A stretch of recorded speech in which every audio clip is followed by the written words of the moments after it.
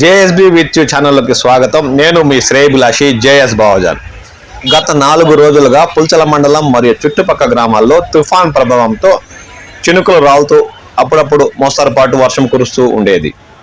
చివరికి సోమవారం అర్ధరాత్రి తుఫాన్ తీరం దాటేసి 2 రోజులు అయిన తర్వాత పుల్చల మండలం మరియు చుట్టుపక్కల గ్రామాల్లో మోస్తారు నుండి భారీ వర్షమే కురుస్తుందని స్థానిక రైతులు ఆనందం వ్యక్తం చేస్తున్నారు. దీంతో చిన్న చితక చెరువుల్లో కాస్తో కూస్తో నీరు చేరిందని, దీంతో చెరువుల్లో జలకళ సత్కరించుకుందని వారు ఆనందం వ్యక్తం చేశారు.